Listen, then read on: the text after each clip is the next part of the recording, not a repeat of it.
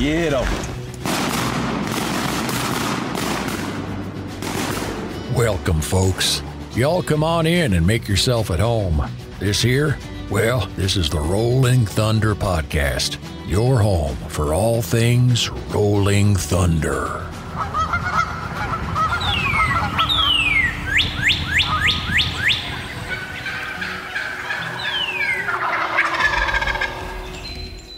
This episode is brought to you by Mossy Oak, because everything is better in Bottomland. Kent Cartridge, quality matters, performance counts. Shen Gear, waterfowl gear that is built better. And Benelli USA, dominate the skies. Alrighty, welcome to this episode of the Rolling Thunder Podcast. I am sitting here in Oxford, Mississippi, well, just about Oxford, Mississippi, with the Duck Dog vet himself, Mr. Matt Ryan. Matt, how are you doing today? Man, I am doing great. Really lucky and blessed with my work here there at Animal Clinic of Oxford. And I get a day off during the week every week. And so I've got up and went to the gym, worked out with my wife there at CrossFit Gym here. Just really got home from that and spent the rest of the day training dogs down with a couple of buddies of mine down there in Bruce, and then got done just in time to get back up here and get this rolling. So it's been a good day. Yeah, heck yeah. The weather this morning definitely had me thinking of kind of October and ducks starting to push down, redfish starting to tail, all of the fall fun kind of getting kicked off. So yeah, I walked into our warehouse this morning and it felt like it was air conditioned for a split second, and I was like, it's about that time. Well, this sounds like such an adult comment, but my wife, we got home, she smiled real big after working out. She's like, this is the first day of the whole year where our house temperature hasn't gone up since while we were gone working out. Yeah. You start noticing that stuff, yeah. The older you get, the more you pay for it. Yeah, sure enough. Man, I pulled into the driveway. You're out getting the boat ready. You got big weekend plans? Yeah, we got two really good buddies of mine, Will Puckett and then Richard Brennan. Will's down in Jackson, Richard's down in New Orleans. We've met through just chasing redfish, and is how I met Richard and with Will. But I met Will when I was in vet school there in Starkville. I was out, one of my first dogs I was really getting into the hunt test game with, a dog named Lily. I was out training her there in the trailer park that I lived in, and just some random guy in a white truck pulled up, and while I was training dogs, and he said, "Hey, you train dogs?" And I was, of course, being tired, and I'm already kind of a sarcastic personality anyways.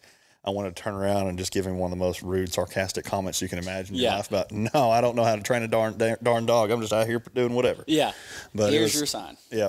But it's been good. Like I said, I really love both of them. Really good guys. We're going down kind of usually it's September when this kind of start weather hits, but they're doing some more September stuff right now down in the middle end of August, just with this weather patterns. Yeah. And so we're going to go down there and see if we can't get on some around Venice and have a good weekend. Heck yeah. Y'all got a camp down there, or do they live down there? So my wife and I have a camper over there around the Hopedale Shell Beach area.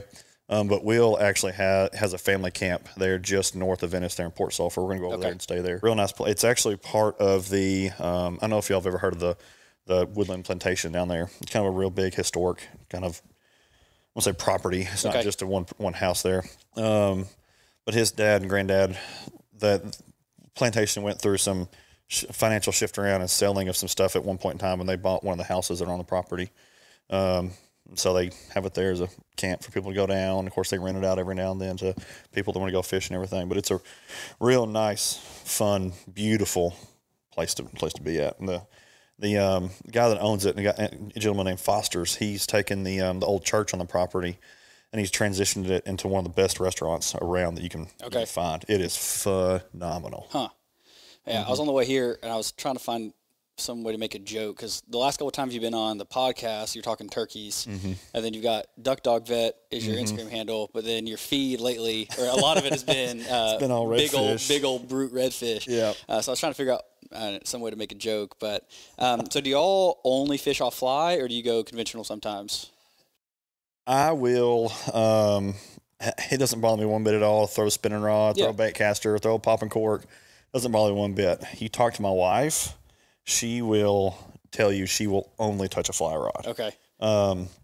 It's actually one of the big reasons we fish so much is that's one of the big ways that we grew, like our relationship grew, is because we were so close to the Florida Panhandle that we were taking our duck boat out, or my duck boat, because we weren't married then. We were just going around in the bays there on like Choctawhatchee Bay, north of Santa Rosa and Destin, or East Bay and West Bay, north of Panama City and Panama City Beach area, north of Tyndall. We were chasing redfish in a duck boat, arguing with each other, making each other mad, trying to figure it out. Little did we know we were chasing the hardest redfish in the world out of a loud metal boat. It's tough. Perfect relationship builder if you want to find out who you're going to marry real fast. Not the best place to learn how to chase redfish on the fly. But because of that, we've just kind of, that hobby and that passion and interest we both share, it's just really taken off and really grown. Oh, heck yeah. So, yep. When I was down in Tampa, I started to try to get into fly. I have a buddy, JP, still down there in the St. Pete area. Loves it. Big time fly fisherman. So I started to try to do it, but just never, I don't know. I just couldn't devote enough time to it, or didn't devote enough time to it. Well, and so many people, the big reason why I really like it, because of my hunting background, and the reason my wife likes it, is because when you really get into it, a lot of people make the transition into that it's not exactly like regular fishing. Because you're not just blind casting at this corner or putting it in that pocket. And there's scenarios where you do go through that kind of stuff. But typically you're, if you're fishing by yourself or fishing with a buddy in the salt or even freshwater, you can sight fish a bunch of fish too. People are starting to get chase needle nose gar and long nose gar, a lot of carp, and you can sight fish them just the same. But you're hunting those fish. You're slowly stalking through shallow water, trying to be as quiet as you can. To work as a team to set yourself in position to make a cast when you see a fish. And that's what she likes about it, and I really like about it. It's fishing. So you're not up at 2 a.m. to chase public land. Yeah. You're up at 6 or 7 when sleeping a little in bit the fall, which she really enjoys. But it's just a much different approach to it all. Yeah, it's fun. We had a little pond there right behind the house there in Tampa, and so you go out and a little bluegill or shell cracker, and just drop like some, real small fly over them. And it's fun because you get to watch it and see the whole thing happen, which sometimes you don't do from a boat. So yeah. Well, but let me tell you what, Emily, she will hardly ever say this to anybody, but when you sit down and talk to her, like, she's one of the most committed, dedicated, I won't say hardcore, because like if there's a bad storm that blows up, she's not saying, okay, I'm going to sit through this. Yeah. She's like, can we go down south so we can miss it? Yeah. But like, she is one of the best fly fishing individuals I've ever met in my life. Okay. Like, her ability to pick out a fish is insane. I mean, and of course, when on the back, of course, you saw the boat there. It's got the polling platform on the back. So I've got a foot or two of height advantage on her.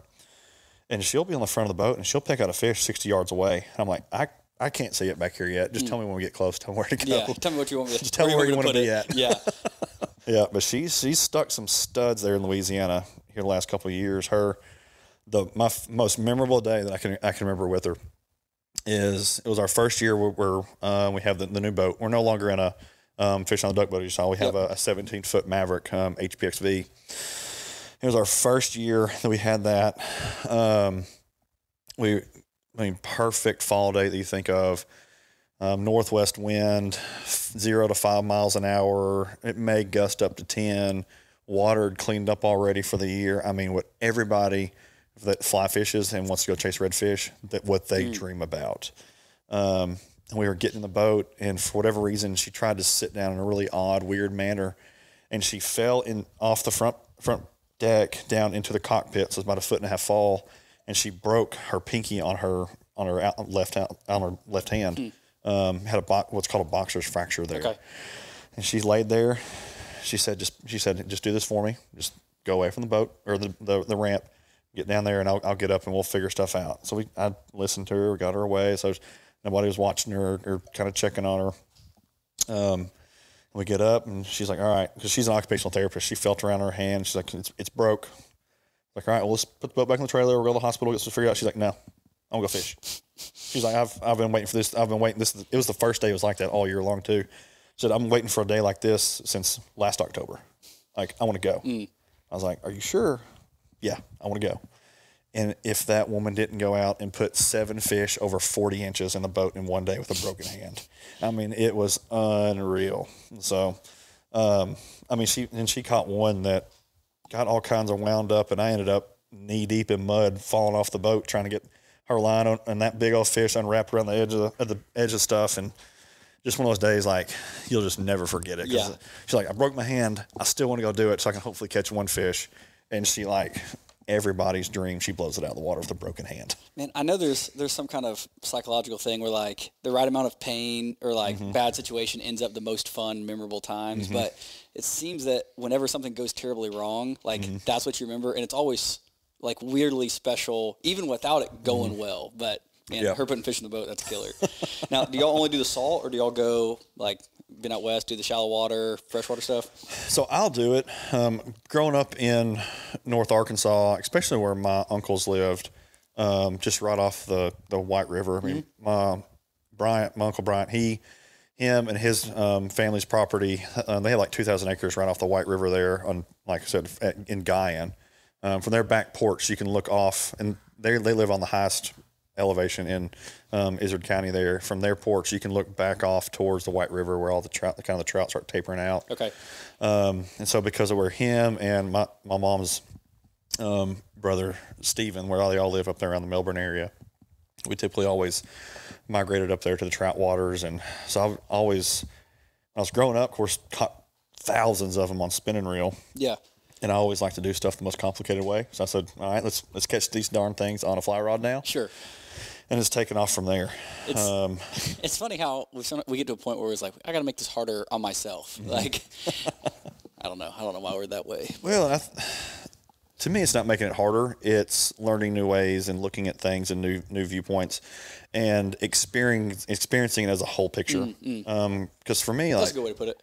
From fly fishing in Arkansas, where I grew up at, where it's, true family time, you're in a boat, you're floating down the river, you're watching a strike indicator. It's a glorified bobber is what it is. And just waiting for a trout to come and hit one of your nymphs. Sorry, that's her chewing on a bone. Fine. It's my old dog Daisy. And just waiting for them to kind of just bobble, or the trout take it all in the water. Or up in Colorado, where my favorite place is to go, just right outside of Colorado Springs. There's a couple rivers that come down out of the mountains there. I mean, you can fish them out of the back of a truck, or there's some couple high mountain lakes that I like. A couple times I've gone up there to stay, and we'll hike to 10 to 14,000 feet and fish these cutthroat up in these high mountain lakes and stuff. I mean, for me, a lot of it is the adventure. Yeah. On the saltwater aspect of it, it is the adventure, because, you're out there. It's getting much more popular, kind of the same way as turkey hunting, duck hunting is. So there's more people involved, which I look at that as a good problem to have. Yep. But I mean, there's still days that you don't see another soul out there when you're bobbing and weaving and just kind of gliding through that marsh and through all the channels and cuts and canals, and or if you're going across one of the big open lakes and bays and it's just glass smooth, like, there's just something special about that type of adventure. And so that's my big draw to it. But then saltwater, when you throw in, you can catch, a 40-inch redfish, or one of my other favorite places to go is down to Islamorada there in the Keys, and, chase tarpon, or the panhandle of Florida and chase tarpon there. Looking at 80 to 120 pound fish they're swimming by, like, there's just something fun about that and prehistoric about that. Yeah, it's a lot different than catching that little, pound-and-a-half bass out of Grandpa's pond behind the house. But yeah, it's fun. It's a blast. Well, I hope y'all get on them this weekend. Weather's looking good. So I know we said it's starting to feel a little bit more like fall and duck season, and starting to see the BPOP numbers just came out, all the Fish and Wildlife aerial survey stuff. And I'm interested in accuracy of that. Because, there was a big water influx through all of that. And so with all that moving and shaking around, I'd be interested. And this is something that nobody will honestly be ever to answer. Sure.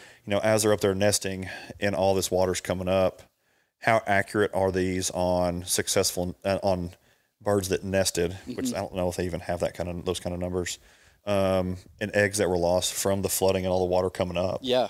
I kind of wonder if that's a big reason that some of the numbers show, like mallards dropping a little bit and that kind of stuff. Yeah, I'm trying to line up an interview with some of the guys that actually physically fly in the planes and count the birds. That'd be real good. Because everybody always questions whether or not it's paper ducks, and I know they've got formulas and equations that are way above my pay grade that people way smarter than I have sat down and figured out. And I know there's been questions that, we see this many ponds, this many birds equals this many, new ducks. And there's been some questions on whether or not that math has been right or have these ponds been as productive. But I mean, regardless, I don't think it was quite the scare numbers wise that everybody feared. Yeah. Like I said, some people are going to believe them or not believe them, but and here's the big thing with last year that everybody feared. And there's definitely been a population decline going on. Yeah.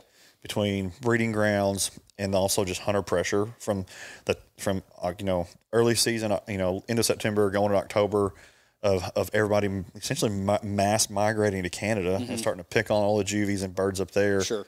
Until the very last days that last weekend of February with youth season in the South. Like those birds are just absolutely just molested for months and months and months. Yep. But the other side of it, and so with that, you'll see a population decrease because we're taking more of them. Like that's just basics. Other side of it is last year, though, everybody was so scared is we didn't have the weather to honestly know what was going on. No matter what conspiracy theories are out there, it did not get cold enough. And so, and then it wasn't this year, it was the year before. Kind of a similar situation. It wasn't as warm, wasn't as low water, but a lot of those birds stayed further north. And even when it got cold and froze, I got videos from buddies that are guides up there in North Dakota and South Dakota of water that was just, a foot thick in ice. Birds just staying there. Still there. We're just going to weather it out and stay instead of flying south. Yeah, man. Anyone who says that things haven't changed is just a fool at this point. Things have changed. Now, to what end they've changed or how good or bad things actually are, they're trying to figure it out. But One thing I'd be interested though, and I know they've started research on it. I think it was Ohio is where most of it was done at, but the effects of the European mallards. Yep. I know there's been several podcasts here recently come out. People have talked about it, showing that there is some definite influence there. Yep. But I'd be curious to know the true widespread impact of it. Yeah. Is it just in that eastern flyway, or is it really pushing through the entire U.S.? Because those kind of wildlife preserves, even though they're called preserves, they're glorified guide services 365 days a year. Sure.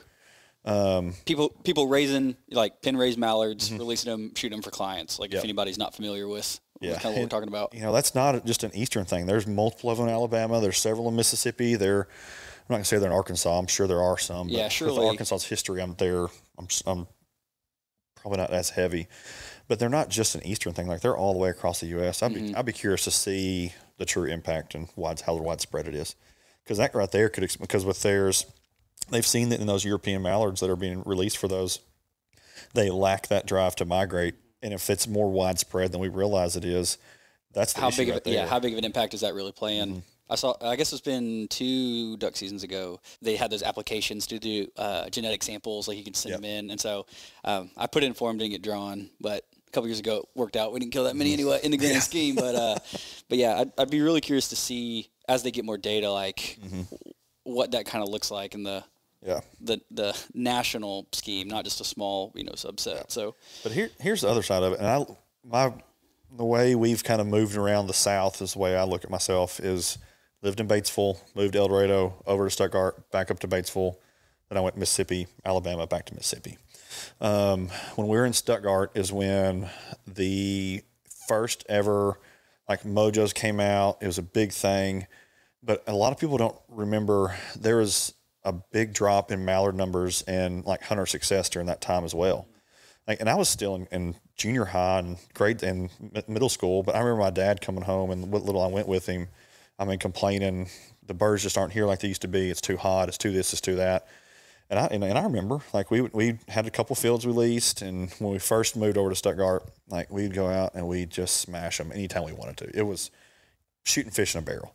But our last year or two there, like I said, we still shot birds. I'm not taking that away from it. Sure. But it was you saw much fewer, or that's not really good grammar there. Sorry. But you could see a significant decrease in birds. And you could tell that they, the way they worked were just very skittish when they were getting to us, which is a lot of what we're seeing now too. So I was planning to get there eventually. You brought up the dreaded M word, the old Mojos. Yep. So there's some changes coming to a lot of folks. Mojos making a reappearance on some places that they haven't been. What's your take? How do you feel? I'm honestly impartial about it. I don't care, and I've always been that way. I've used them in the past, plenty, just like everybody has. Have had a really good hunts over them, have had a really bad hunts over them. When you start looking at weary, skittish, decoy shy birds, I don't think they're going to help you. If you're hunting right up on a red line, right at first light, they're going to help you because those birds are going to see it and think they're going to the red line. But once the light gets up, they're going to realize where they're at, and they're not going to help you. Yep. My frustration with them, and this is not really frustration with Mojos, it's more of a frustration with decisions from the AGFC, is I think it should be an all or none thing. Okay. I think it should be statewide legal, statewide illegal. Yep. I don't think it should be one or the other. And that's just for, and I don't want to say it this way, but why punish the public land guy who can't afford to get into a private lease or own the timber that wants to use them? If that's how he likes to hunt, that's how he likes to hunt. Let him do it. Yeah. My thing is it's either negatively impacting the resource or it's not. And if it is, then it's negatively impacting it on public ground and on insert duck club here. So, and here's the other thing is by Arkansas banning Mojos on public land, that's never going to fix the problem.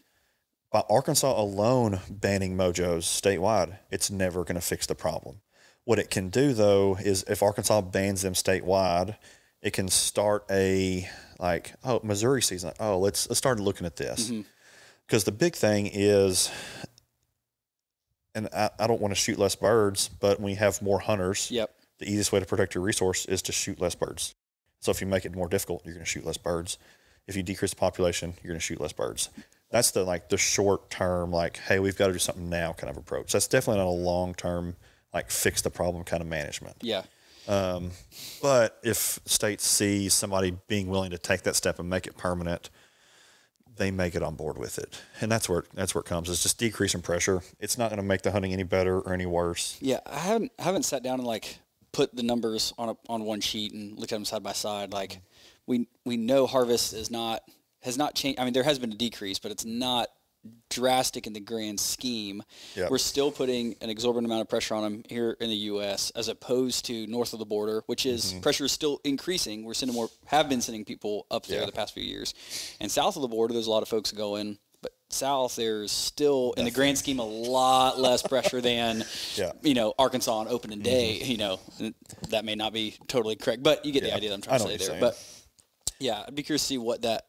But looks, because everybody talks about, there's too many guys hunting, there's too much pressure. But we know that's not objectively a true statement. It feels like there's somebody behind every tree, but in the grand scheme, we're hurting in some areas, we're losing hunters and not recruiting new ones. Well, that's just a circumstance of the water the last several years. Because if there's less water, we're all going to have to go to the same spot. If you watch when the rivers get up. You don't see anybody.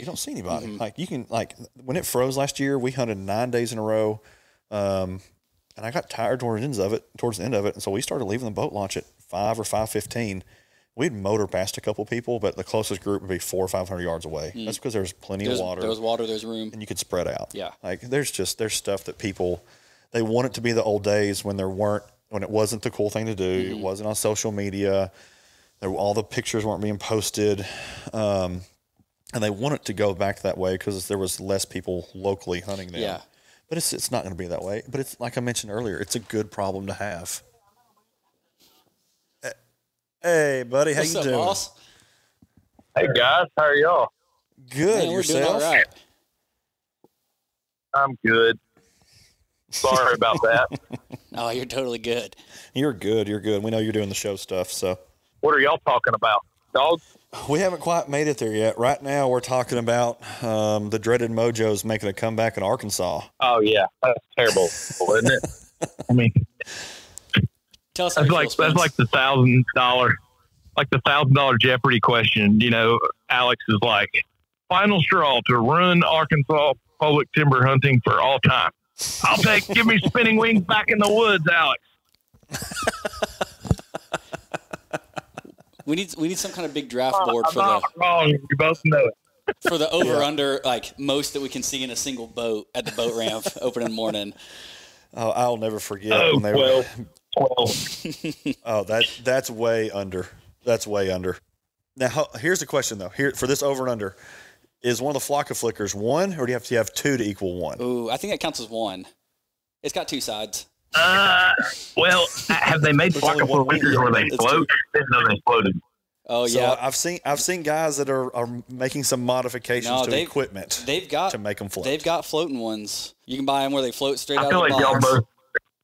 I feel like y'all owe me an apology for even talking about this on the show. I mean, now there's going to be people out there buying styrofoam and taping it to the bottom of their flock of flickers. Heard it on the Rolling Thunder podcast. No, we'll bleep all this out. This will just be for us. No, I was saying with it right. that. Go ahead. No, go ahead. You're good. Well, I was just saying that, and like I said, we've already mentioned it, that, I mean, I've hunted with them. We've all hunted with them. I just think it needs to be an all or one decision for the state. It doesn't need to be just public. It needs to be the whole state without them or the whole state with them. Just making it, because I mean, why does the difference of not having them on public do anything for ducks other than just making it where the group next to you can't see a rave going on in your hole? Yeah. So. I agree. I've got a pretty sour taste in my mouth still from the Oozer reduced days, so you're not going to get much positive come out of me, unfortunately. Not much. I've taken my toys and gone home. Literally. Yeah, literally gone home. Yeah, I'm going to the house. So I haven't looked into the new Oozer stuff. What are the new regs with that? How have they changed that? The boys are telling me that you still get 30 days, but you can buy your WMA permits, I think, in 5-day increments, and you can buy them anytime during the year. So they kind of did away with the 3 10-day windows, is my understanding. Okay. Now, in the past they did that, but you had to buy your permits per WMA. You had to pick them. Is it like that again, or is it just statewide 5-day for them? I'm sure it's still specific to AWMA. Got to say where you're going. Yeah.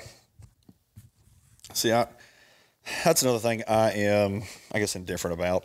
I see how by allowing people to pick, how it can additionally help spread some pressure out. Mm-hmm. I think it'll also help remove pressure from the NWRs, because there's times where we went and have hunted the WMAs because even though we found birds on one of the NWRs, but we didn't want to go deal with the mass influx of the out-of-staters during that time. And so we just said, hey, we'd rather take a shot at shooting 2 instead of 50 and not have to deal with it. And I'm really blessed. I got in on the out-of-state license stuff before the cutoff date to have to follow all the new Oozer laws. And so I've got a grandfather clause with my lifetime license, I can avoid some of it as an Oozer. Yeah, I noticed last year there was one morning we were at NWR, like when everything else was open, and all the out-of-staters were still there because that was where they were forced to go when the WMAs were closed. Like, so that was what they knew. So like the pressure really didn't change in that specific area. It's like these are the same guys. Like it's still getting hit just as hard. So I definitely don't think it's had the effect that they were hoping that it would. Yeah.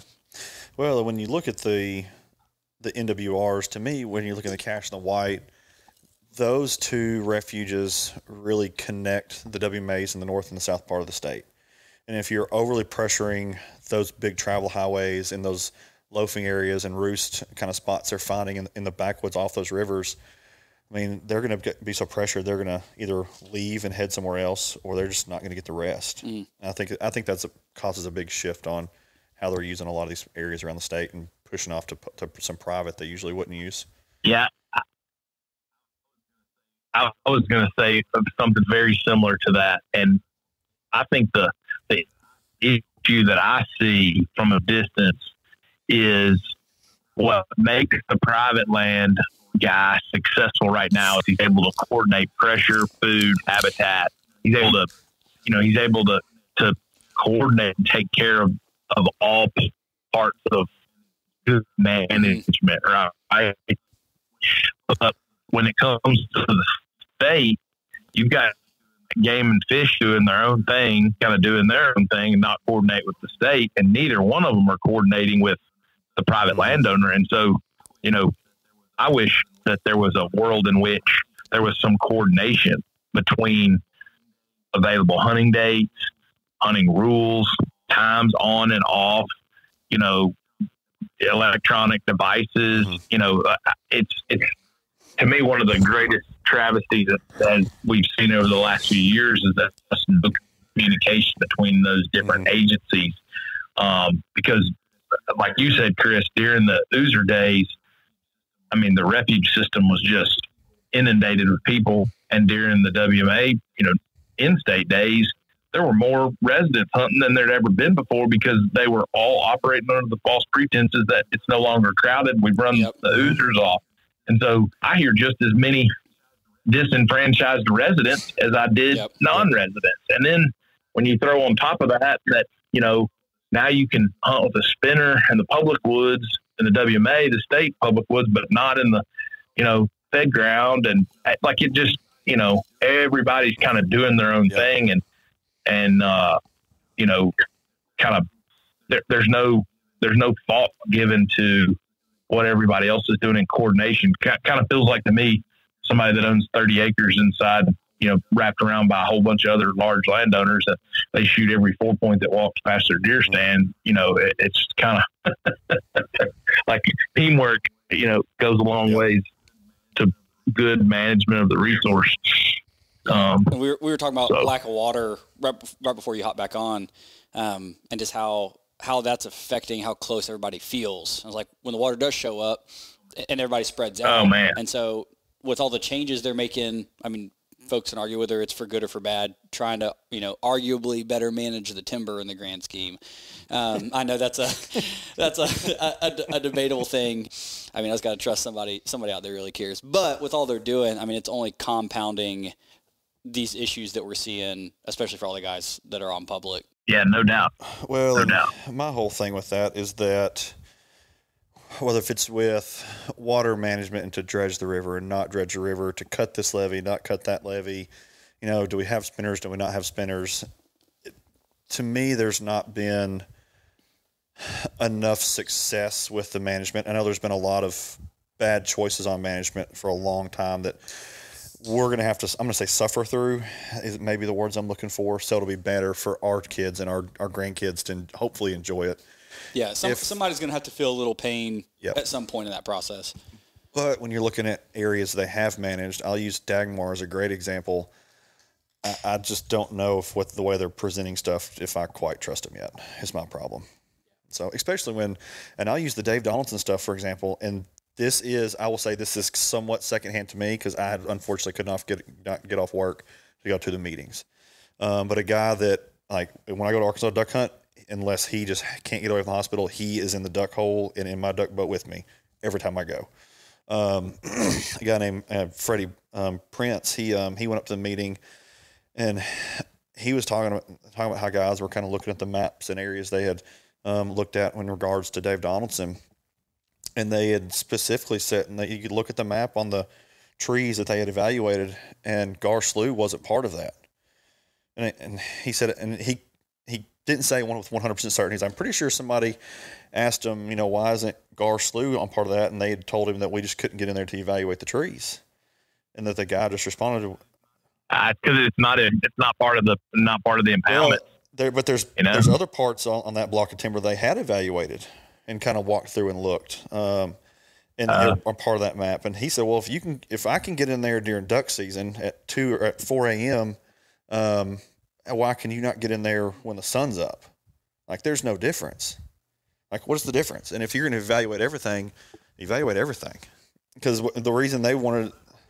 Yeah, that whole Gar Slough Section 17 thing is a catastrophe of epic proportions, you know. The Beavers have won, and it's a shame. I mean, it's just like hurricane and big stretches of by me to the fact that don't get me started, but the fact that the state can even discuss financing the tear out of millions of dollars worth of levees, but can't find the resources to trap beavers, blow up beaver dams, and clean out culverts and drain pipes it's like an episode of The Office. I mean, that's such a comical load of crap. You know, it blows my mind. I mean, I'm sure it's really good for the trees that we're not flooding them until November, but don't tell me we're not going to have early water for ducks when we've still got water on the trees in June because nobody's willing to go down and clean out a drain pipe like that. That's my argument with all of it is you're mocking. That's my argument with all of it right there is, why are we focusing on it when it's going to hurt our hunters and them being able to enjoy the woods, or not when we're also not focusing on it when it matters the most. Mm-hmm. And that's the realistic side of it. Man, the late water, like spring and summer, like that's the most mind-blowing thing to me. I don't have the history that the two of you have, like in those woods, but somebody like still relatively new to that scene and like watching this whole management thing on the back end of it, like it makes absolutely zero sense. Mm-mm. And if they want to pay those guys to go in and supposedly trap beavers, they can pay those guys to go in and did you see the number or like all those forms are going around? Oh yeah. I can't remember. It was like Beaver Heist or something like that. They were calling it. I can't remember. Beavergate or it was a mess. Well, there's also things like dynamite, and I mean, there's lots of ways to kill beavers. We don't have to trap them. I mean, there are lots and lots and lots of places in the world where beavers didn't win. Everywhere that beavers won, they were just more diligent than the humans that lived around beavers. I mean, that's just plain and simple. I mean, it's not rocket science. It's just hard work. Well, and that's the other side of it is, and I'll use this Gar Slough and 17 block as a perfect example. That is not in one of the impoundments. And so if we start ripping out levees, that is a direct example of a unimpounded failure. How is it going to change when we make an impoundment even lower or completely rip the levees out and make it non-impounded anymore? Like there's no difference. We've already shown that it fails. Yeah. I'll give you a slightly different negative couched within a positive. How is it that the state of Arkansas can be as good at raising and stocking rainbow trout as they are, but no better at planting oak trees? Why are we cutting overcuts and leaving, miles of what they're calling negative oak trees and letting sweet gums and hackberries and everything else grow up in its place? Why are we not requiring that the state reforest with planted trees? I mean, it's just a time equation, but a 30-year-old red oak tree looks awful good. There's time is on our side, and it really bothers me that we're just standing by and watching the decimation of these flooded hardwood tracks and not fixing them. There's no reason we can't come back and plant a hardwood tree, put a tube around it, do the kind of stuff that the private landowner is willing to do, and reforest big portions of woods that have been decimated, whether it's by an ice storm or whether it's by logging crews chainsaw blade. Like the good Lord gave us the ability to be overseers and make it better, leave it better. And now I think it's definitely a little bit of different approach than you're talking about there. But correct me if I'm wrong, but at Hurricane they are replanting trees. I'm pretty sure. I know that. I don't know how many. I think they. I didn't know that. There's a project. I don't know how big the scale is, but I think there is some replanting. Yeah, but it's not like, hey, we've gone and selective cut or clear cut and we're replanting on the back side of it. I think they've gone in, and the timber down there that has been extremely damaged, they are in the process of replanting those to get some red oaks back in there. Yeah. That's great. Yes. That's great. That's great to know. I'm thrilled. That's the best news I've heard all day. Oh, man. Why did y'all drag me into this conversation of negativity? It started out great at first. We talked redfish, and I bragged to my wife and talked about some good brownie friends. Points. Yeah. Yeah. Oh, man. Oh, then you invited Negative Nancy to join the conversation. I'm sorry. I think it was Matt's fault. Matt mentioned Mojos in passing, and then anyway, we just dove in. Yeah, call off the dogs because rip the Band-Aid off. There we were. But talking about getting, go ahead. I'll tell you. Well, no, go ahead, Matt. Just lead off to a different topic if you want to throw it in. I was going to go down the road of spinners. Let's do it. And an interesting. We don't have to talk about this. I'm just going to tell you something interesting that I learned. Apparently, there are studies that are being done in some of the service dogs about the way that mama dogs pass on DNA and how that changes as they age. So kind of the premise is that a young dog passes on the DNA that it has to its offspring, right? But that if after that litter, let's just say, that dog experiences certain flight and trauma in their environment, that scientists believe that the mama dog is able to start passing that on to her young and in subsequent litters. And they haven't really figured all the details out, but there's tremendous amount of parallel speculation that if an animal later in their life can pass on altered DNA based on experiences during their lifetime, it begins to, if that is truly possible, which I'm not saying it is, I'm not a scientist, okay? I'm just repeating some of these studies and things that I've heard and read. So if that's possible, it explains why ducks are, quote unquote, more educated to spinners than they used to be, and it explains, it could even potentially explain why turkeys gobble less, or why any number of things that animals seem to have learned, a wild population. And anyways, I for those of you that are still listening to this boring conversation, you should go down that rabbit trail and explore that, because if that's really, if it's really possible for an animal to pass on fear, flight, trauma responses in their DNA to later litters of their offspring, it would explain a lot about the way that we're currently hunting. So here's what I'm hearing out of this, is that we have genetically built call shy ducks, and that everybody in the woods except for my group need to put their calls down.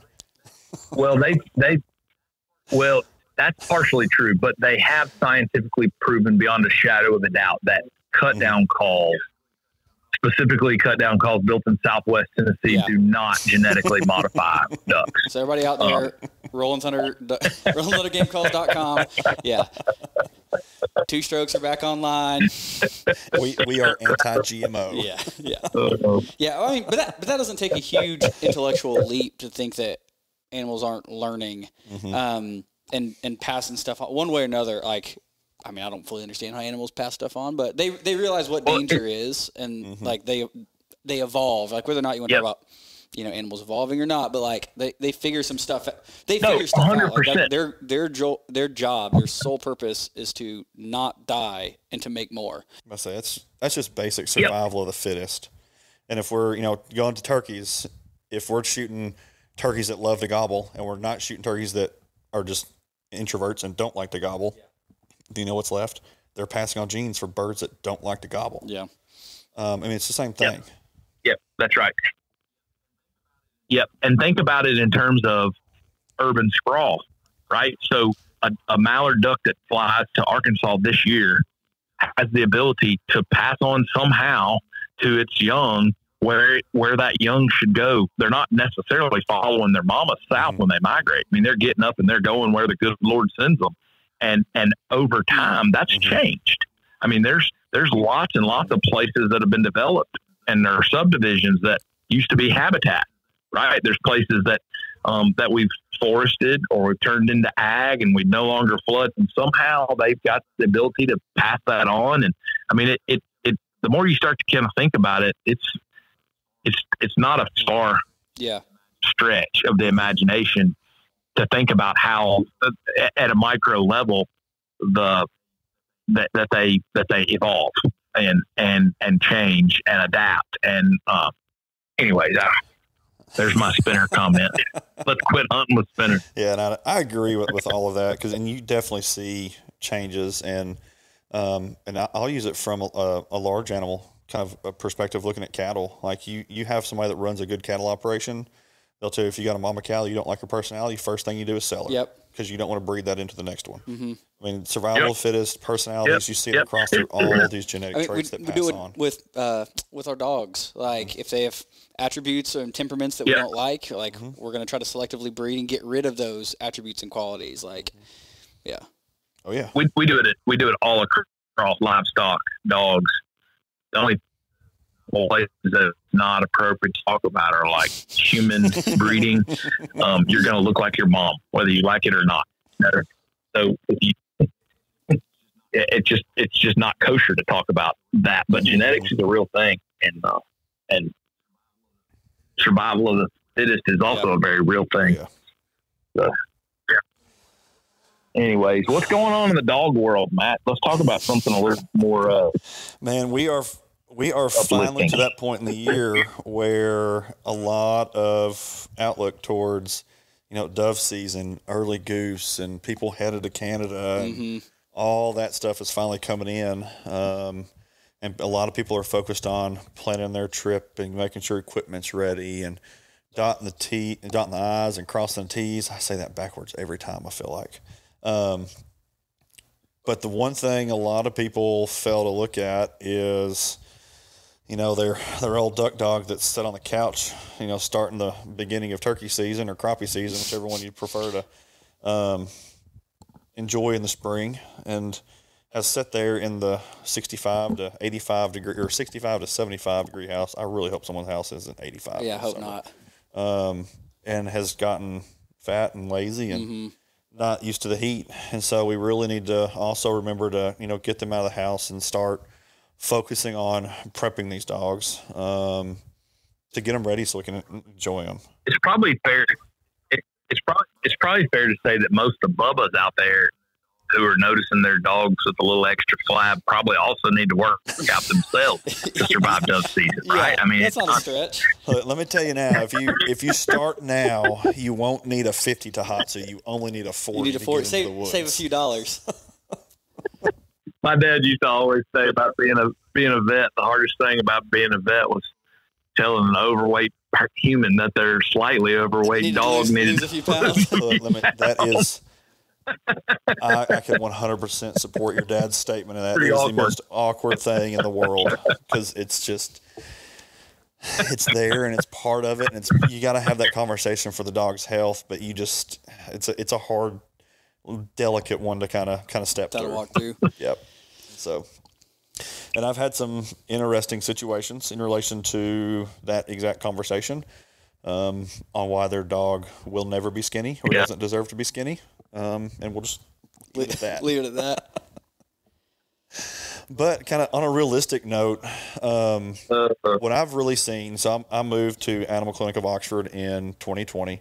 A little bit over 4 years there now, and kind of what I've seen as personal cases with overheating dogs that I've managed is that we will occasionally see one during the hot Junes and the warm Julys and the beginning of August. But really, when we see our big spikes in dogs that are coming in with true heat strokes is actually during May and maybe a little bit of early June, when it's really starting to get into some warm, like low 80s to mid 80s type days, but the humidity is really setting in, and these dogs just haven't become acclimated to the heat yet. Like, there's nothing you can do about it. You got to watch them close because it's warming up. The other time is Labor Day weekend, because everybody in the state of Mississippi, that's dove season. Yep. And everybody is bringing their dogs that have lived on the couch out that day one, and they run, and they even though they're on a morning hunt, they're out there and it's high humidity. It's 80 degrees at daylight and these doves are starting to fly. What a lot of people don't realize is not only the work that these dogs are experiencing that can cause them to overheat, it's the excitement and the stress. Even if you're not shooting a bird, sure, that dog is sitting there getting worked up and excited. And when you send him on that first bird, he may overheat right there. Listen to everybody else. That dog's already at level 10, like ready for it. Yep. And so, and I've got one now, like I got an older dog, Dahlia. She's always been very calm, cool. Like she's very excitable, but when we're working, she is very calm. Like she is, in all words, my perfect ideal dog that I have ever owned for working, and to hunt over. But my other one, my young dog Frankie, she gets so excited. I have to watch her, even though we're training in the mornings and it's 65 degrees like it was this morning. It may be only 2 or 3 retrieves that we're doing, but she's so excited coming out of that box that very quickly she starts getting into a really hot, almost overheating kind of scenario. So, but what we can do is not only start looking at, prepping dove fields or knocking on doors to get goose permission for early season and doing all these equipment checks for Canada. But, start getting our dogs just during the summer when you're outside grilling, bring your dog out there with them, allow them to experience this heat. Even my old girl that's laying here with us, I mean, she's about to be 12 years old this December, but to allow her to handle going for a walk in the evening with my wife when she gets home from work, she usually stays outside in the outdoor kennel from until lunch. That way she's experiencing the heat and getting acclimated to it. Yeah. Afternoons when it's triple digits and there's no breeze, and the kennel I usually have her in has the sun that comes and hits in the afternoon. So because of that, I bring her inside. Just because she's older, she's not going to handle the heat as well, but she's still being exposed to it. Sure. And just allowing to experience it. We do the same thing. People just don't realize it. 85 degrees in May, we all complain about how hot it is. Yeah. When it's 85 degrees in August, like it is today, you walked up and we were like, man, how good is this weather? It feels fantastic. Yeah. Yeah. And that's just acclimation and how our bodies adjust to it. And past that, get out. I don't know what levels of training or standards anybody's ever done, but a handful of retrieves, if your dog has been through any kind of centerline work or T drills or handling drills, just running a T drill or running a centerline drill 7 to 14 times in the morning, just to start getting them moving, getting them exercising, and getting that blood flow pumping him back into that cardiovascular shape that we need. That way they can handle the excitement, the stress, the retrieves just a little bit better. Of course, you don't want to jump in from day one after they haven't done anything for 7 months and go run 50 marks because they're going to come up with sore muscles, and that, like, we see that in them just like we do in people. Yeah. So we don't really need to dive right in. We've got to slowly reintroduce them to it so they don't become sore or have any kind of soft tissue strains or injuries. But you've got to push them a little bit, and you've got to kind of put them through the paces of it just so we can get them back in shape so they can handle everything. There's a certain set of things I typically look at, and I really stress people to stop training when they see these. The first thing we'll see is a dog will get, come on, baby girl, come here, come on. I see you getting for your nap. The first thing they'll see with a dog that's starting to get into a really hot kind of scenario is instead of having a long straight tongue, that tongue will really kind of flatten out into almost like a shovel shape and get really wide. And what's going on is those dogs are trying to increase the surface area of their tongue so they can better cool themselves, because they don't have sweat glands or anything like we do. Supposedly they've got a couple on their feet and here and there, but it's not near enough to cool their body. Yeah. It's all cool by panning and some surface stuff with their paws and their ears, but there's not enough there to really move it there. So they increase their surface area with their tongue so they can cool better. You'll see this really like thick, stringy saliva that comes up. You'll see that essentially a foaming around the edge of the mouth. Another big area you'll see it, and this is where it really can cause a problem, is in the back of the mouth, like towards the top of that trachea and the top of the airway, and that can kind of limit and restrict airway moving, which further causes them to overheat. If you ever see any of that when you're out training, that's like, okay, this dog has had enough. If that is at retrieve number 4, put him up for 10 to 20 minutes and get him out and reevaluate. You may be able to get a small handful additional ones there. That's just like us doing sets in the gym. Like we had this morning in the gym, we had deadlifts. And so we did a set of 10 and then we took a break. Then we did a set of 5 and we took a break. That's the same thing as them.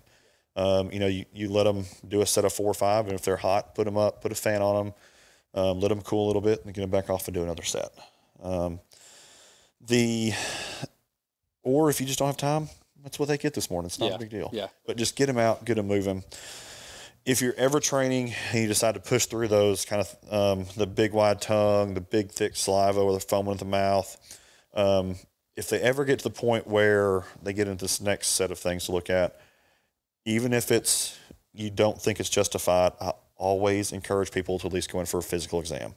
Because when you're looking at dogs that are overheating, those are scenarios where we think everything is 100% fine, 100% normal, but internally we're not quite sure what's going on.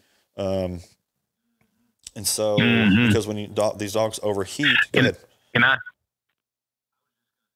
I was just going to say along those lines, I know nobody wants to hear my opinion about dogs, but you're talking about when they get hot, cooling them off. Man, one of the mistakes I've seen people make so many times, especially on a dove field, is there's a cattle pond or some really shallow water that's as warm or hot as the air. And so they let the dog get in the pond thinking, I'm going to cool the dog off. And it actually makes the situation worse. And that's where we actually, it really is. And there's been a couple of hunt tests I've ran here this last couple of months getting qualified for Master Nationals that we unfortunately had to run a water series in the afternoon when it was 98 degrees. And like, I was sitting like at the judge's tent, like chewing all my fingernails off. Like, all right, there's another one that made it through. Good. It didn't overheat.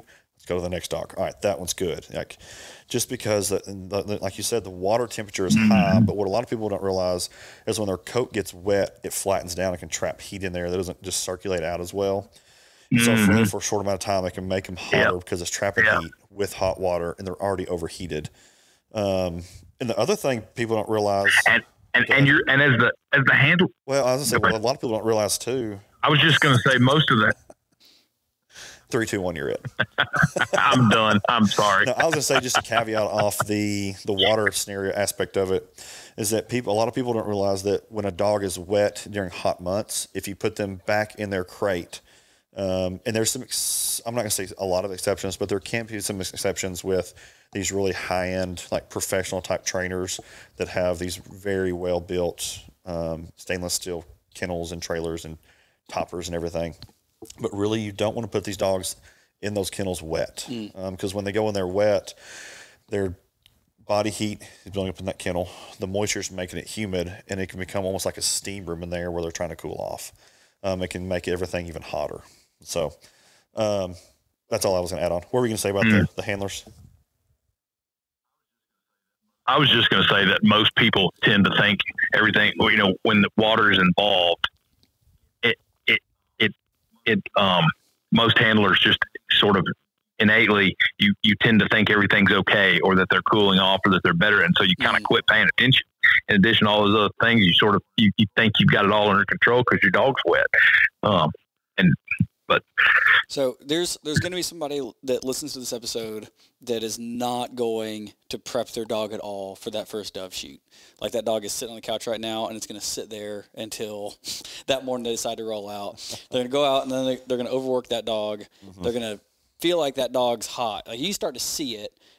In that situation, what does Joe Blow need to do? Like, because there's some things you'd say, hey, that's just a wives' tale, that's really not doing anything. And there's some things like like putting them in a pond that's 98 degrees, like that's not helpful either. So what do they need to do in that situation? So I'm going to take one step back. I'm going to start with, what are you seeing while you're hunting? And so not only while you're hunting in those situations, we see they have that big wide shovel tongue, you have the big sticky foamy type of saliva that's building up around different areas in their mouth. Like I said, that's usually where I like to put them up. But if you keep pushing through that, things you can see is a dog that seems confused while it's working. If one is very well trained to a seasoned or a finished level dog, and you tell it you need it to run a blind, you give it a back command, and it takes 2 steps, and it has no idea what's going on, doesn't want to do it. that may not be them just being lazy because they haven't been trained. A lot of times that can actually be the first signs of these overheating injuries starting to occur, is just some sloppy work.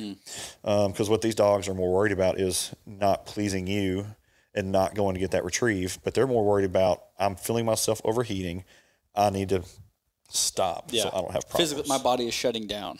Yep.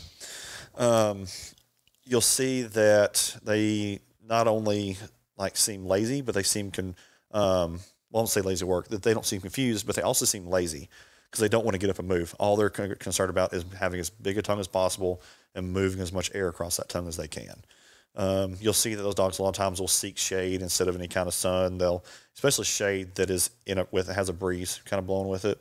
They'll want to lay down, feet spread out wide, and so they can get as much air blown across their body and move as much air across that tongue as they possibly can. Especially if you start seeing that with that lazy work, or they refuse to leave, they just want to lay down there. Very much so, especially if it's hot outside, chance you're experiencing a heat injury. Really, if you start pushing past those kind of signs, things go south, even though it is an area where things have already gone south, but can go even further south very rapidly, meaning that you can start seeing seizure activity with how their body is typically becoming hypoglycemic. And then internally, at that point in time, you can start having some organ damage and organ failure. To kind of stress the importance of that, I unfortunately had a good friend of mine 2 years ago whose dog he stopped appropriately. Dog got the big tongue, had a little bit of foam. He put it up thinking that it had just gotten hot. Dog never showed any additional signs of any additional stress or any kind of issues. And 2 days later, that dog passed away due to his liver shutting down from an overheating injury. And that's just how quickly and how things can happen in relation to that.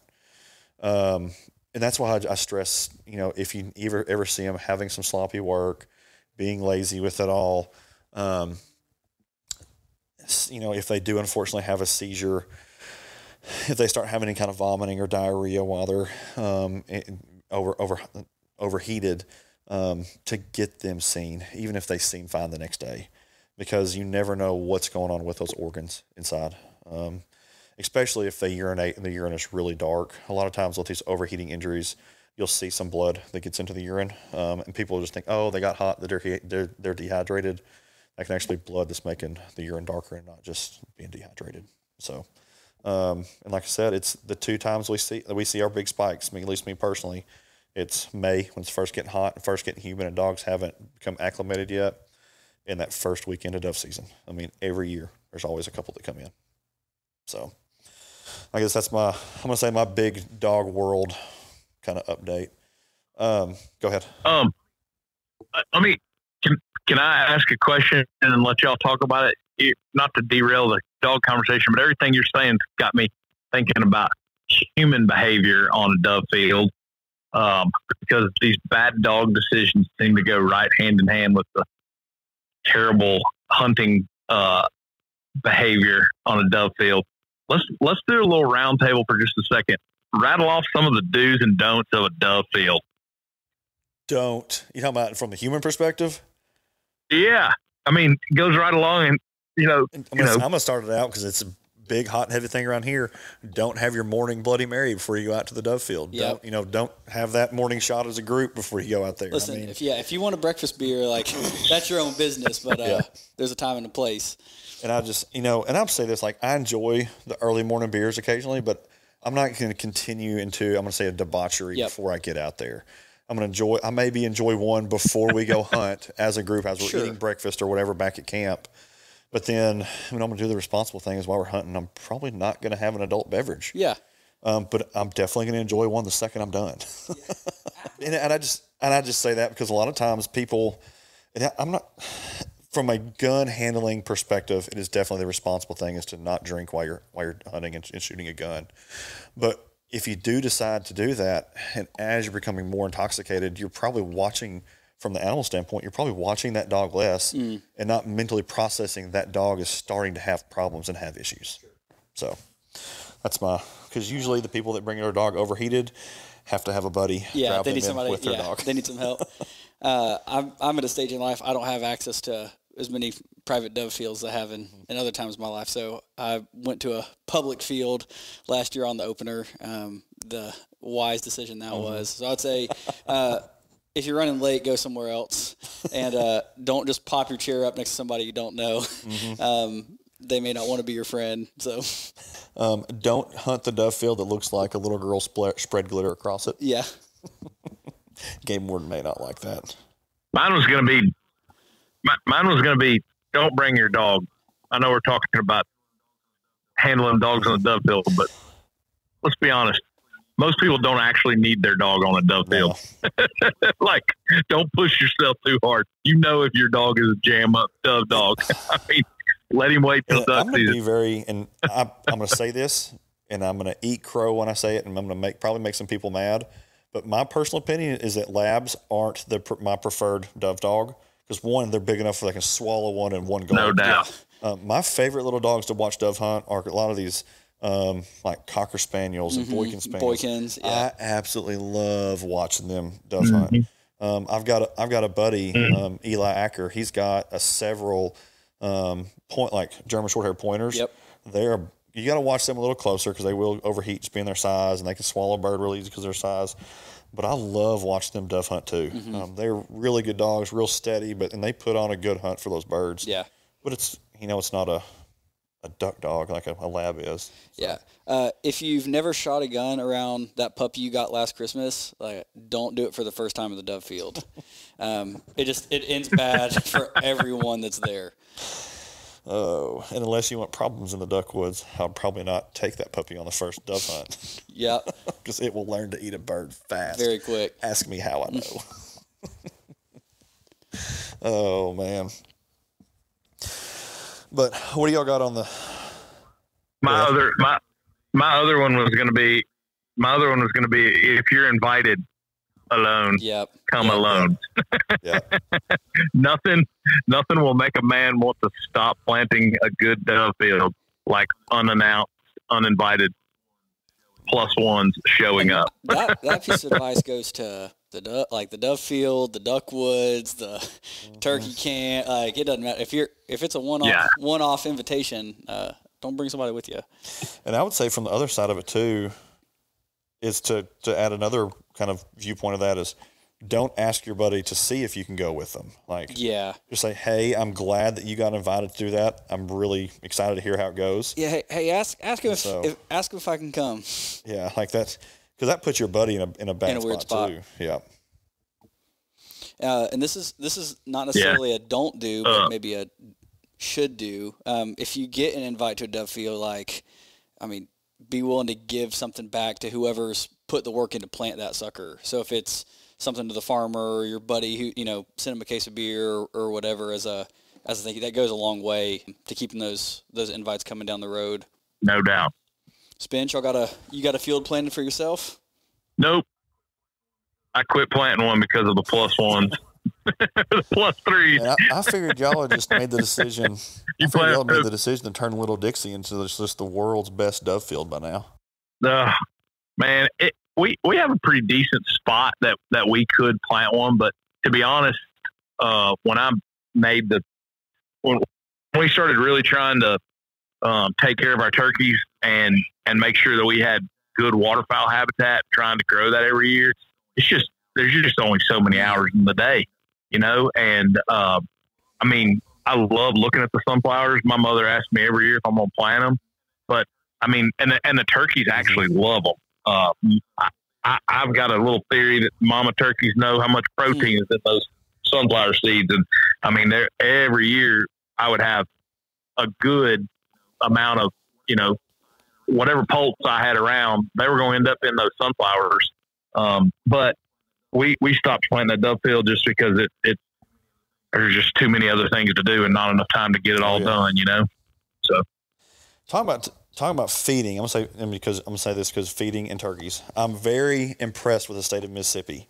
They sent out their kind of annual resident turkey, just kind of send in your answers on these or opinions on these questions kind of survey. And one of them was feeding deer during turkey season, corn, millet, rye, rice, all of that. And one of the options that they were considering was making it legal during turkey season and for a short time after it, I believe, and I may be wrong on that, on the exact time frame, but illegal to feed things like corn or rice or barley or any of those grains. But you could continue, they were deciding, let it all be legal still, cut it all out, or cut all of that out, but still be able to feed protein sources that are not a true grain. I guess a lot of like the Big and J, like protein powders type stuff that they all put out, like mineral sites and stuff like that, just to prevent, I guess, looking at concentrations and predators. Well, there's predators, and then there's a toxin off those grains, alpha toxin, off those grains. Yep. That's awesome that they're paying attention to that. Yep. I saw that and I was like, I actually really like that. It's good that they're looking at it, but they do, for what they're pressed with, I think they do a decent job. There's some areas I think they could do better with managing human pressure, but for turkeys, statewide though, they do pretty good on a lot of their decisions. I think Mississippi does a good job. Yep. I need to venture this side of that state line this next spring. You're good. Well, I'll just come over to Alabama and we'll visit there. Hey, we'll trade. How about that? If you want to know whether Mississippi does a good job, just pull up to Mississippi Reservoir Ramp and count how many state license plates are on it. And that'll tell you all that you need to know about how far people are willing to drive for the kind of resources Mississippi has. Mississippi does a good job with what they've got. Well, they just made, even though it's not hunting related, it's fishing, they just made a big shift in the crappie regulations, just trying to protect it. I mean, there's a lot of locals and guys that are frustrated with it, but they cut it from 15 fish to 10 fish and no guide limits, I'm pretty sure. So, like I said, they're just trying to protect it where they can with how hard it's getting hit by just everybody wanting to come down and enjoy what we have, which is really good. Like, I want them to come down and enjoy it. Yeah, that's the weird dance, right? We need more people to enjoy it so that we can protect this thing. But we all complain about it. And if too many people enjoy it, then there's nothing to protect. So it's a fine dance. Yeah. Well. So you got any? Can I bail on y'all? Sorry to interrupt the conversation. I'm getting summoned to a drawing or something like that. The show's about to wrap up.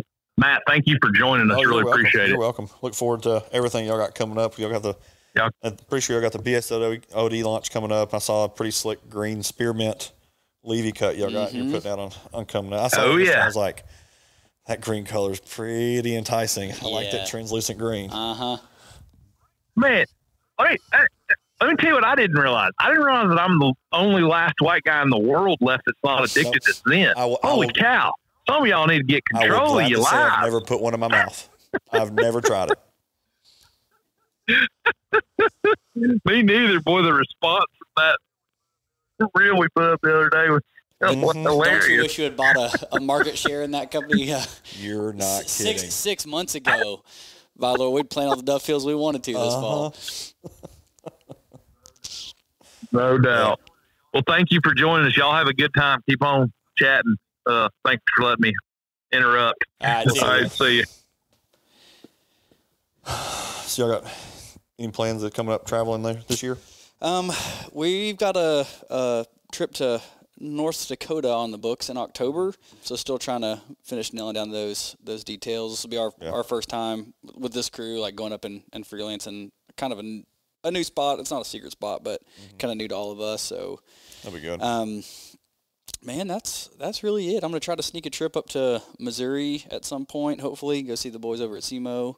Yeah. Kyle, hopefully you're listening to this, and we'll talk soon. But what about you? You got anything on the books?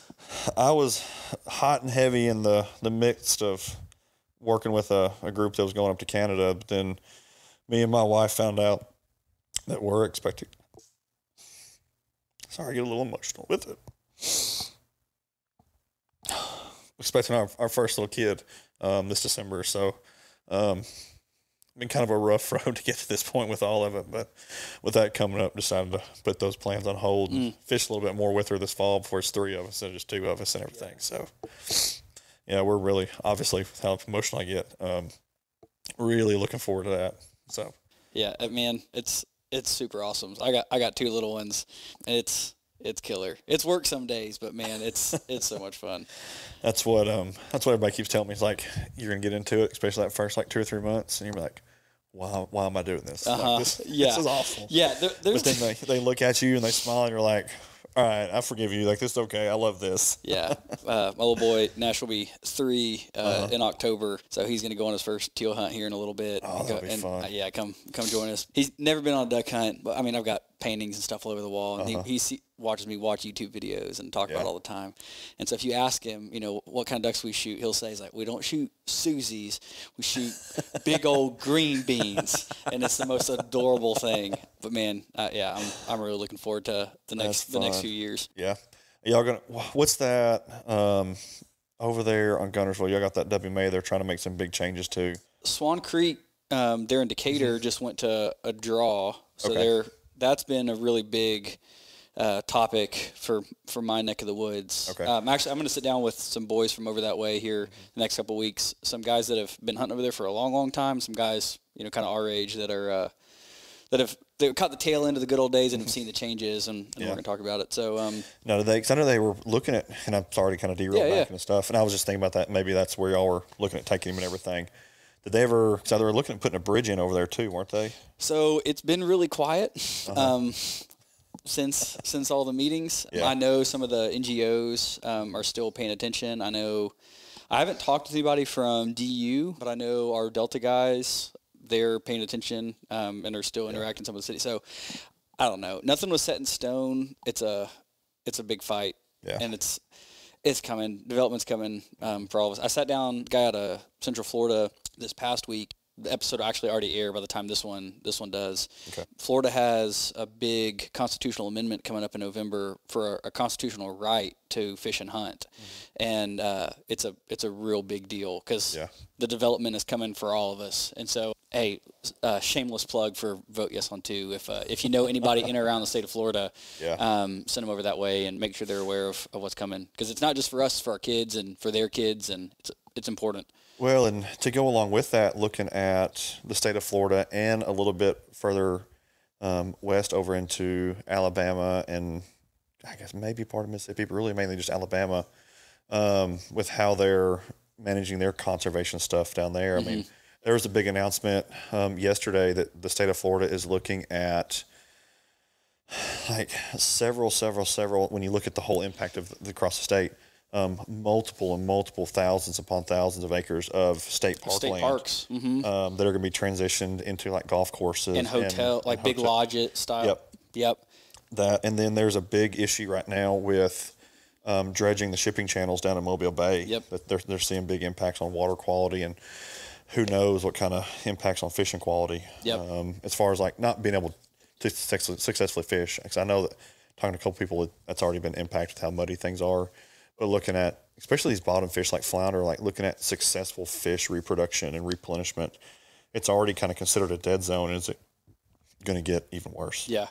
And this is like, I mean, we can look back over the history of the North American model of conservation, and we see all these ups and downs over the years where these big drastic, let's say like landscape changes started to happen. If it was development or a natural disaster or whatever, human expansion, whatever the case may be. And in those moments, like, it took men and women who stood up and said, like, no, this is worth like fighting for. I'm willing to do something about this. And if we aren't careful, we're going to be looking back in 20, 30 years and be like, man, I wish we had fought harder for some of these things that matter so much to all of us. So, well, I mean, and to take it, let's say, full circle around the country, talking about conservation, back to Arkansas and the Cache River. I mean, Rex Hancock, perfect example. Talking about how it doesn't need politicians, it just needs ordinary people with a big enough passion to protect and save those areas, whether if it's a state park in Florida, because it's the last standing area. I mean, we've all seen 30A, how it's exploded. Yep. If you start developing those state parks, like, you're not going to get like true natural panhandle Florida experience. Nope. And allow your kids to see that. The Rex Hancock stuff, he saw that if he didn't stand up and protect that Cache River, that it was just going to turn into Tennessee. Yep. And we weren't, future generations were never going to be able to experience that. You see it all over. I mean, the pebble mines out in Alaska for the salmon run and all that kind of stuff. The good that men do will last long after they're gone. And so, I mean, a lot of us are standing at a fork in the road, so we can decide, do we want the easy seat, or are we willing to put in a little effort and sweat equity to make a difference? And we can make a difference. Like, you can make your voice heard. Yep. There's so many success stories, and there's people that are standing on the front lines and fighting for these things that, man, pay attention. Like, find your local NGO, if whatever it is you're passionate about, if it's ducks or turkeys or fishing, whatever it is, find your organization that's fighting for what you believe in, and get on board, and be willing to help somebody that may be on a different camp. You're like, well, I'm not a member of that organization. Like, well, at the end of the day, we're all on the same team. We're all fighting for these green spaces, and trying to leave a little piece of the way things were for the ones coming after us. Well, you've seen that exact kind of change in mentality. You saw a big push and change in Louisiana with that when looking at redfish. There's been a very, very, very significant, very drastic decline in slot fish populations because of overharvest. When it first came up, it was a lot of it almost seemed like fly fishing guides against charter boat guides or meat guides, however you want to classify them. But once the kind of the issue became to light and everybody started talking about it, a lot of people have realized, oh, there actually is a problem. Even though we don't agree completely, let's look at getting on the same page so we can, fight for this for future generations. And you can see that big shift there, and how it takes just I'm gonna say common people. Just once again, somebody else I know, a guy named Ty Hibbs, that's down there, that's really part of that push, has really brought together a big group of people to start, bringing this to the state government of Louisiana.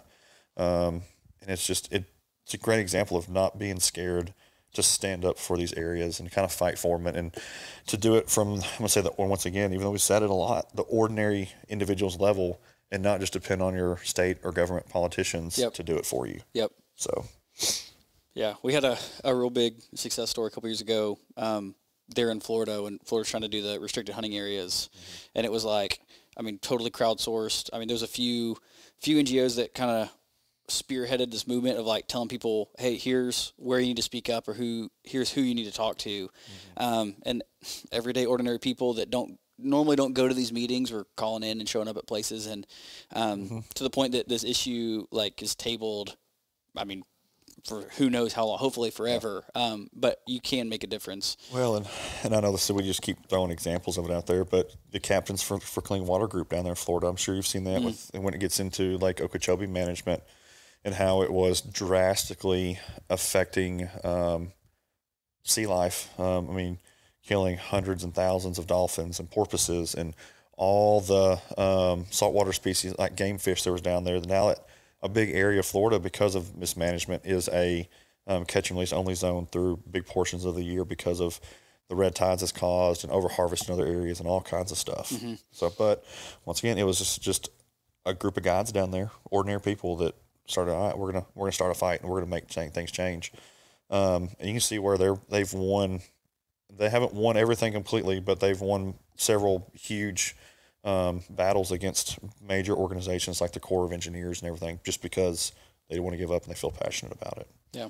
And that gets in everything. From looking at, what you're looking at doing is finding somebody with the Fish and Wildlife Service to sit down and talk to them, to educate people on how these things are done, so that we can have these, better, more educated conversations and not just opinionated conversations and all that kind of stuff. It starts in just small and can just grow in such a big exponential way. Yep. It's crazy. Yeah. So I get into the conservation stuff pretty heavy. So we just have to be good stewards of what we have.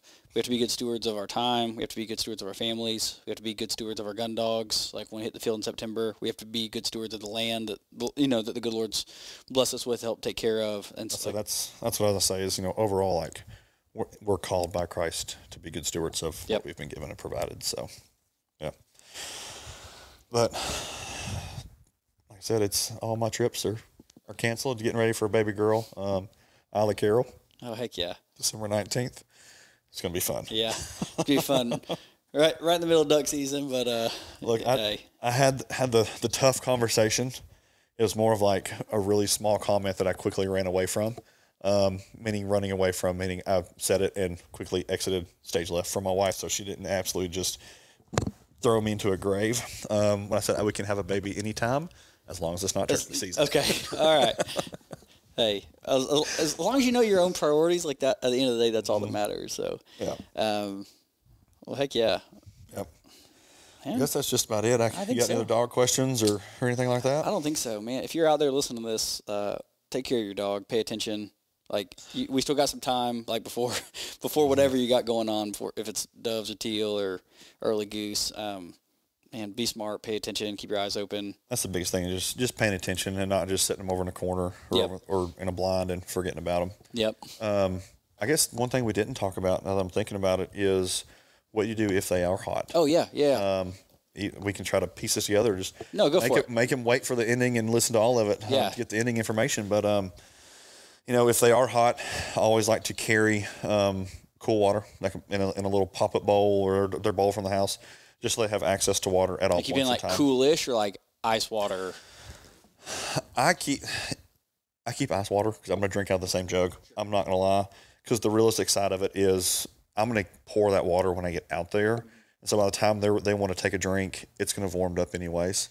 The one thing I don't like to do is a lot of people will carry like one of the big Coleman or Yeti coolers and have it chock full of ice water, and if a dog gets hot, they dunk it in that ice water. Okay, that's what I was hoping you could get to that. Yeah. I'm not a fan of that because what happens is that even though it does technically start cooling the dog off, it can cool them off too rapidly, and it can send their body into further shock, and it can also cause them to become not only hyperthermic, but because you cooled their body too rapidly and their body couldn't stop the cooling process fast enough, it can make them become hypothermic as well.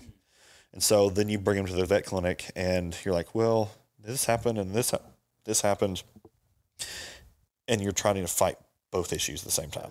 Yep. And so what I just keep water for them there. I really don't, like I said, I'm being a vet. I'm just blessed and lucky that I have the education, and I put my pride kind of to the side as well and know that, okay, even though my dog here, I've got to put him up, because that's one of the other things that gets into it. It's not just like when we jokingly say the do-nots of, being drunk and shooting doves and running your dog. It's putting your pride to the side and saying, okay, even though I want my dog to show out for me and make me look good, I need to put him up for his safety. But keeping a fan, I don't know if however many people have them, but the DeWalt portable fans or the Ryobi fans or something, just so that dog has air circulating over them. Yeah, whatever power tool you're loyal to, they've got a fan for it. They typically, and it may be $100, but it's $100 of a good investment. And when you're at the ball fields in the summer, your wife's going to love it. You're going to use it too. Yep. A couple of years ago, there was a big kind of push that came out to where individuals were looking and like telling people to like carry a big 60 mil horse syringe and fill it full of water and put it up their rectum. I do not recommend that because it's going to cause issues as well. From if it's too cold of water, causing them to go into shock, to causing the tissue on the inside of that rectum to start sloughing because it cooled too fast. And it causes way too many problems. Like I said, the biggest thing you can do is while you're hunting, have airflow, have water. If you start to see them getting hot though, to make sure you get them in an area, whether if it's in the truck or in the cabin or in the house, that is cooled off and has airflow around it, and just be done with the hunt. Once again, even if they're dry, I encourage people not to put them directly back into the box, because that box, even if it does have a fan, isn't going to have as much airflow as if they had a fan on them outside of the dog kennel, or if they were in the cab of the truck where it's cool. And let's be realistic. If we've got, even if it's just, I'm going to say just a regular meat dog, we've got a couple $100 invested in one that we found out of the newspaper, which this one right here, this lady, was $250 off of Craigslist. And she's an HRCH master hunter. Like, the only thing wrong with her is that she's wide enough to flare birds. But like, if we've got even a couple $100 invested when we bought a puppy, that's worth running $10 to $15 worth of gas to allow them to cool off in the cab, or $5 at the car wash if you don't have a vacuum at your house to vacuum the mud out or the dirt out. Like, it's worth it to put them in there and cool them off. And from there, once moving air, cool space, don't dunk them in ice water. Don't shoot water up their backsides.